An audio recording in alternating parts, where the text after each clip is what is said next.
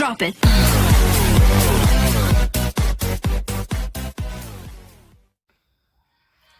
Assalamualaikum warahmatullahi wabarakatuh. Halo teman-teman semuanya, apa kabar? Dimanapun kalian berada, semoga kalian selalu dalam keadaan sehat. Nah, meskipun di tengah merebahnya virus COVID-19, tapi tidak mengurangi semangat kita untuk terus belajar dimanapun kita berada, gitu. Oke, teman-teman semuanya, di sini saya akan menjelaskan materi kelas 10 mata pelajaran sejarah peminatan di semester kedua tentang peradaban awal dunia. Nah, yang mana nanti kita akan belajar berbagai macam peradaban di dunia. Ada peradaban awal Eropa, kemudian juga ada peradaban Asia dan Afrika, dan juga ada peradaban Amerika. Nah, namun di sini saya akan menjelaskan terlebih dahulu dari yang pertama, yaitu peradaban di Eropa. Nah, jadi supaya kalian tahu kenapa kita harus belajar peradaban di dunia. Sebenarnya peradaban-peradaban ini merupakan peradaban awal yang mana nantinya mereka itu akan menjadi contoh dan pelopor dari munculnya peradaban-peradaban yang lain di dunia ini, kayak gitu. Karena memang peradabannya yang maju dan juga masyarakatnya yang sudah sangat kompleks, kayak gitu. Nanti akan kita pelajari satu persatu, namun yang pertama kita pelajari dulu peradaban awal di Eropa. Jadi peradaban awal di Eropa nanti akan terbagi ke dalam dua peradaban besar, yaitu yang pertama peradaban Yunani dan yang kedua adalah peradaban Romawi. Nah, kita mulai dari peradaban Yunani. Nah, silakan teman-teman amati slide-nya.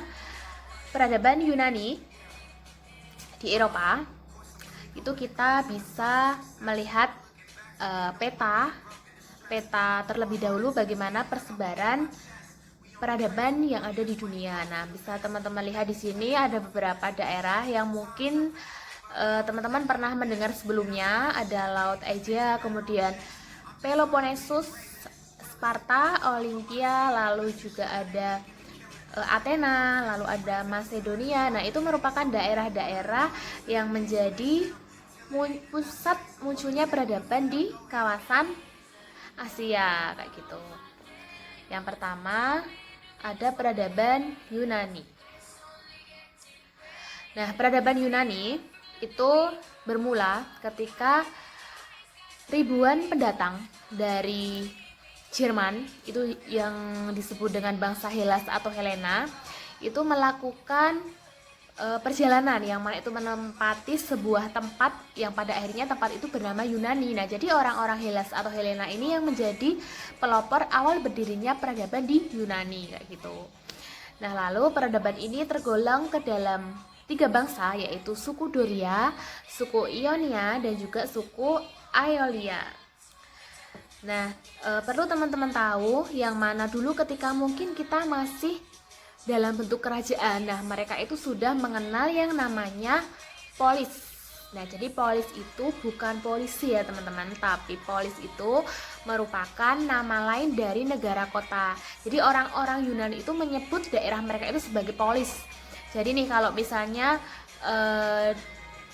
di situ ada daerah namanya Sparta. Nah, sebutannya itu bukan negara Sparta, tapi polis Sparta. Nah, meskipun artinya sama, sebenarnya sama, negara kota atau kota.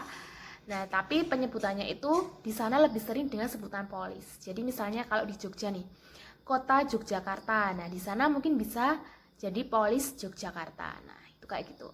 Itu adalah penjelasan dari polis. Lalu karakteristik dari bangsa Yunani. Bangsa Yunani itu dulu ketika pertama kali saja mereka melahirkan peradaban itu sudah mengenal yang namanya persatuan dan kesatuan. Nah, itu di Indonesia pada zaman kapan? Itu sudah ada ketika pasca kemerdekaan, tapi di sana ketika muncul peradaban itu sudah mengenal yang namanya kesatuan, meskipun itu masih dalam bentuk bahasa. Nah, tapi di situ sudah menjadi salah satu hal yang luar biasa bagi bangsa yang baru saja memulai peradabannya, kayak gitu. Nah, di Yunani itu mengenal kepercayaan, memuja banyak dewa.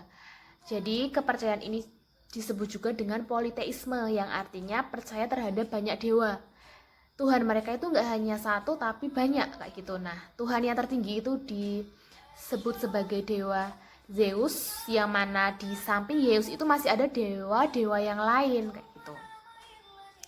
Nah, lalu karakteristik dari bangsa Yunani, adanya olimpiade, kemudian pekan olahraga, dan bazar setiap 4 tahun sekali untuk menghormati dewa Zeus.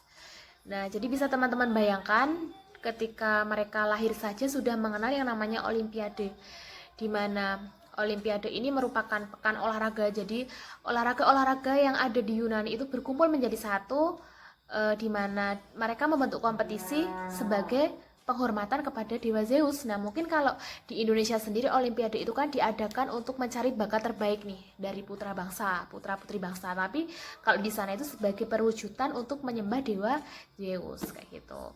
Nah, karakteristik selain itu, mereka percaya terhadap karya-karya Homerus. Kalau kalian dengar Homerus, itu merupakan salah satu pujangga yang terkenal di sana. Pujangga itu merupakan sastrawan. Kalau di sini sastrawan, dia penulis karya-karya sastra yang memang banyak pengikutnya. Jadi banyak yang membaca karya-karya dari Homerus ini. Nah, karyanya yang terkenal itu adalah Iliad dan Odyssey. Nah, lanjut ya. Lanjut di slide selanjutnya. Nah, ini. Silakan teman-teman tetap perhatikan slide-nya. Di sini ada peradaban Pulau Kreta. Nah, kalau kalian tahu Pulau Kreta itu juga sering disebut sebagai Kerajaan Kreta. Ini terletak di persimpangan antara Mesir dan Yunani, lalu di antara daerah Italia dan Tunisia. Jadi bisa teman-teman bayangkan letak Pulau Kreta ini memang sangat strategis. Kalau di Indonesia itu mungkin seperti Kerajaan Sriwijaya. Jadi dia terletak di Selat Malaka, yang mana selat itu dilewati oleh banyak pedagang. Nah, sama halnya dengan Pulau Kreta ini. Letaknya itu sangat strategis sehingga semua orang yang datang ke daerah Eropa, ke daerah Yunani tepatnya itu pasti melalui yang namanya Kerajaan Kreta ini. Nah, itulah yang menyebabkan Kerajaan Kreta atau Pulau Kreta itu sangat pesat dalam hal perdagangan. Nah, di sini juga sudah mengenal yang namanya bahasa, dulu disebut juga sebagai bahasa Minos. Nah, itu ibu kotanya berada di daerah Knossos. Nah, lalu ketika sebuah daerah yang sangat berkembang pesat dalam hal perdagangan, itu kan sangat mendorong perekonomian mereka, itu pasti menjadi incaran dari bangsa-bangsa lain. Nah, hingga akhirnya Pulau Kreta itu semakin lama semakin mengalami kemunduran karena memang keberadaannya yang bagus. Itu banyak negara bangsa-bangsa lain yang pengen menguasai Pulau Kreta ini. Nah, itu adalah faktor-faktor kemundurannya, lepasnya daerah koloni dagang, lalu munculnya kerajaan Misena yang nantinya akan menggantikan peradaban Kreta di sini, lalu adanya bencana alam dan gempa bumi, lalu gelombang penyerbuan bangsa Hela sendiri kayak gitu. Nah, itu adalah akhir dari peradaban Pulau Kreta. Nah, karena memang akhir dari peradaban Pulau Kreta ini diserang dari bangsa Mycena, nah nanti setelah ini akan muncul yang namanya peradaban baru atau kerajaan baru bernama Kerajaan Mycena. Nah, silahkan bisa dilihat Kerajaan Mycena dan Perang Troya. Nah, kalau kita bicara tentang Mycena itu pasti tidak lepas dari Perang Troya, karena kehidupan Kerajaan Mycena itu dulu berakhir ketika adanya yang namanya Perang Troya.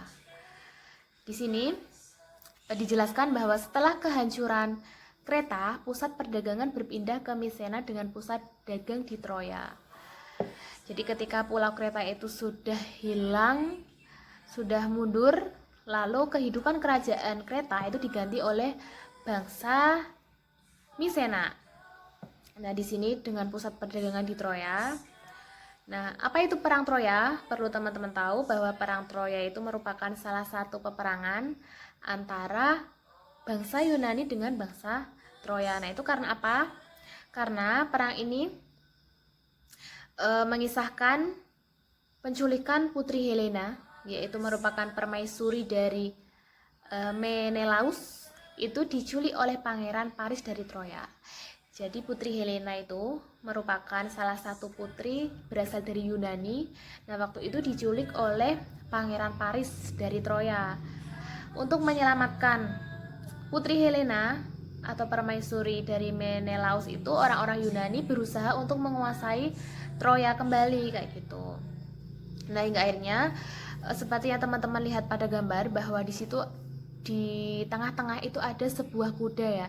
Itu bernama kuda Troya yang merupakan salah satu taktik perjuangan dari bangsa Yunani sendiri, di mana awalnya itu salah satu tokoh bernama Odysseus, yang mana tokoh itu nanti akan diabadikan dalam karya Odyssey.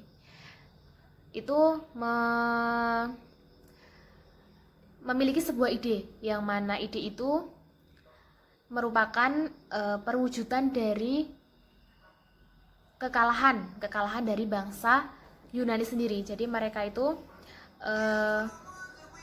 mereka menyatakan kepada bangsa Troya bahwa mereka sudah menyerah itu dengan pembangunan kuda Troya di tengah kota. Pembangunan kuda Troya di tengah kota Troya, yang mana kuda itu berisi prajurit orang-orang Yunani. Nah, meskipun pada awalnya karena memang orang-orang Yunani itu bilang bahwa kuda ini kami bangun untuk sebagai lambang kekalahan dari kami. Nah, otomatis Troya sendiri pun mempersilahkan karena memang menganggap bahwa Yunani itu sudah kalah. Nah, namun setelah kuda itu dibangun, diisilah kuda itu dengan prajurit-prajurit Yunani. Ketika Troya sudah lengah pada malam harinya, prajurit-prajurit itu keluar dan secara tiba-tiba itu menyerang kota Troya sendiri, hingga akhirnya dari pihak Troya pun kaget dan kelabakan, dan akhirnya Troya ini bisa dikuasai oleh orang-orang Yunani, sehingga Putri Helena, permaisuri dari Menelaus, berhasil diselamatkan oleh bangsa Yunani dan Troya menjadi milik Yunani. Nah, itu adalah akhir dari perang Troya. Jadi perang Troya dimenangkan oleh bangsa Yunani kayak gitu. Baik, lanjut ke selanjutnya. Nah, peristiwa yang mewarnai peradaban Yunani di sini ada perang Yunani Persia. Kalau tadi perang Troya itu antara Yunani dengan bangsa Troya, nah perang Persia itu perang Yunani Persia itu pasti terjadi antara bangsa Yunani dan Persia. Oke, nah ini kenapa kok bisa terjadi perang di sini? Itu karena berawal dari ambisi Raja Darius dari Persia memperluas kekuasaannya ke Asia Kecil. Jadi memang Persia itu berambisi untuk memperluas wilayah mereka, yang mana wilayah yang ingin mereka kuasai itu merupakan daerah koloni Yunani. Nah, inilah yang mengakibatkan masyarakat Yunani itu marah kepada Persia hingga mereka berperang kayak gitu. Nah, kemudian satu persatu polis-polis yang diakui oleh Persia runtuh, hingga akhirnya pada 448 sebelum Masehi Yunani dan Persia itu damai kayak gitu. Meskipun pada awalnya memang sama-sama ingin menang satu sama lain, tapi perang Yunani itu berakhir damai, di mana Yunani dan Persia memang sama-sama sudah menyatakan bahwa mereka tidak ada yang menang dan tidak ada yang kalah, bahwa ini adalah daerah-daerah kami sendiri. Jadi perebutan itu sudah tidak pantas lagi untuk diteruskan kembali kayak gitu, hingga akhirnya keduanya berdamai dan selesailah perang Yunani Persia. Tuh, nah di sini lanjut masih di peradaban Yunani teman-teman semuanya. Lanjut ke slide berikutnya, ada kehidupan bangsa Yunani dalam berbagai bidang. Nah, jadi teman-teman semuanya, dua kota yang terkenal di Yunani itu adalah kota Sparta dan juga Athena. Jadi memang dua kota ini sangat maju dalam peradabannya. Mungkin bisa dikatakan masyarakat yang dominan yang menjadi pelopor peradaban di Yunani, makanya sering dijadikan percontohan. Nah, di sini kita ambil dua sistem pemerintahan dari masyarakat Sparta dan juga Athena kayak gitu. Masyarakat Sparta dan Athena, ketika masyarakat Sparta itu dibentuk negaranya itu adalah diktator militer. Jadi memang militer sangat kuat di sana, yang mana kekuasaan raja sangat mutlak, dan juga di sana militer itu sangat kuat kayak gitu. Mungkin kalau di sini masa Orde Baru hampir seperti itu kayak gitu. Kemudian pemerintahan dilaksanakan oleh suatu dewan yang terdiri dari 5 orang disebut dengan epor. Dewan perwakilan di sana itu disebut dengan epor. Kalau di Indonesia bisa dikatakan dewan ini ya, dewan perwakilan rakyat, dewan perwakilan daerah. Nah, di sana disebut dengan epor. Bisa kalian bayangkan ya, orang-orang kuno pun sudah mengenal yang namanya dewan perwakilan. Kita saja tahu itu semua ketika dijajah oleh bangsa barat. Nah, kayak gitu. Lalu eklesia atau dewan perwakilan terdiri dari semua warga kota yang bersidang setiap bulan purnama. Jadi jangan heran ketika memang bulan itu menjadi salah satu penanda waktu di kalangan masyarakat Yunani kayak gitu. Jadi mungkin lebih ke ilmu astronomi mereka memang sangat bagus. Di sini mereka bersidang setiap bulan purnama. Jadi setiap bulan purnama mereka selalu mengadakan sidang untuk membahas segala sesuatu yang terjadi di daerah mereka kayak gitu. Nah, lalu ada Dewan Kaum Tu atau Gerusia, terdiri atas 28 orang berusia 60 tahun ke atas, karena memang mungkin sudah dianggap sebagai orang yang lebih tahu kayak gitu, sebagai sesepuh, bisa dikatakan sebagai sesepuh. Jadi tingkat usianya itu memang sudah 60 ke atas, tidak seperti orang-orang yang masih muda gitu. Lalu itu di Sparta. Di Athena itu juga pemerintahannya berbeda dari Sparta. Kalau Sparta kita tahu diktator militer, di sini kita kenal pemerintahan oligarki atau demokratis. Jadi demokratis memang sangat mementingkan pendapat dari rakyat, sangat menghargai musyawarah di sini. Nah, kayak gitu. Kekuasaan tertinggi berada di tangan Dewan Perwakilan.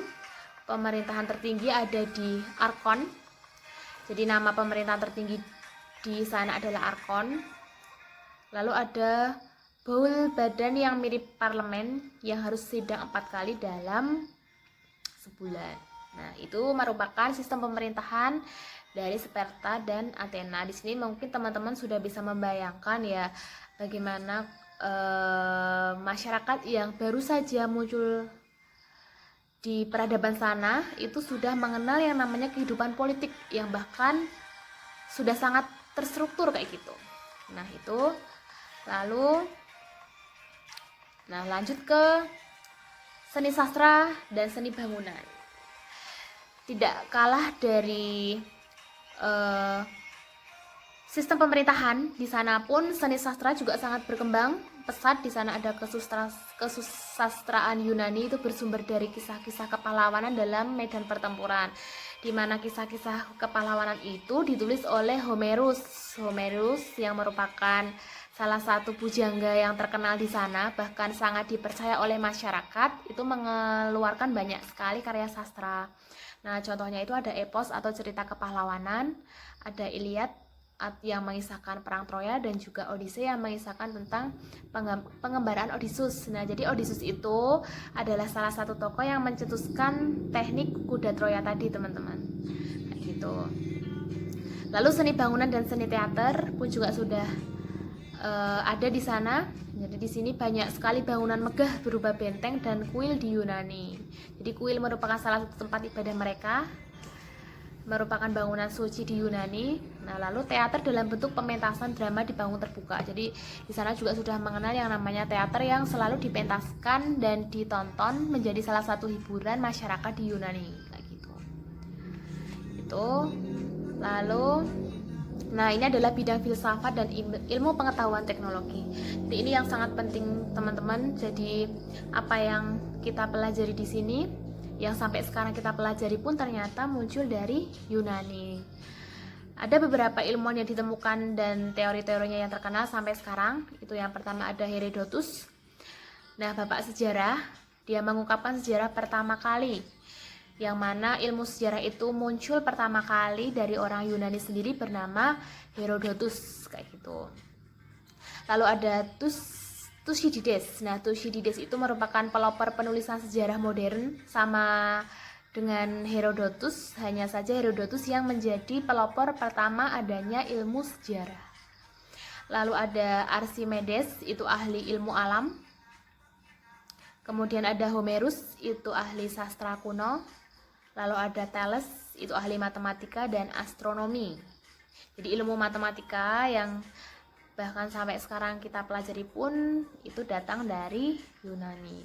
Lalu ada Pitagoras ya teman-teman, pasti ini kalian juga masih ingat, merupakan pelajaran yang dari SD sudah kalian dapat. Pitagoras itu penemu teorinya itu bernama Pitagoras. Lalu ada Hippocrates, itu ahli kedokteran, jadi semua ilmu-ilmu kedokteran itu ada di dalam bukunya Hippocrates ini. Lalu ada Heraklitus, itu mengembangkan pemikiran tentang logika. Lalu ada Socrates, itu bapak filsafat sangat terkenal. Plato, ahli filsafat. Dan yang terakhir ada Aristoteles yang merupakan ahli biologi dan ketatanegaraan. Gitu. Nah, ini adalah bagaimana gambaran umum tentang peradaban di Yunani, kayak gitu teman-teman. Nah, di sini bisa kalian ambil hikmahnya bahwa ilmu-ilmu yang kita pelajari sampai sekarang itu bahkan sudah ada ketika awal mula munculnya peradaban di Yunani sana. Jadi kita sudah sepantasnya menghargai apa yang sudah menjadi peninggalan dari peradaban-peradaban orang terdahulu dan mengembangkannya menjadi sesuatu yang lebih luar biasa lagi kayak gitu. Nah, mungkin itu penjelasan tentang sejarah peradaban Yunani. Nah, nanti kita akan bertemu lagi di penjelasan materi berikutnya, yaitu peradaban Romawi. Nah, sekian dari saya. Wassalamualaikum warahmatullahi wabarakatuh.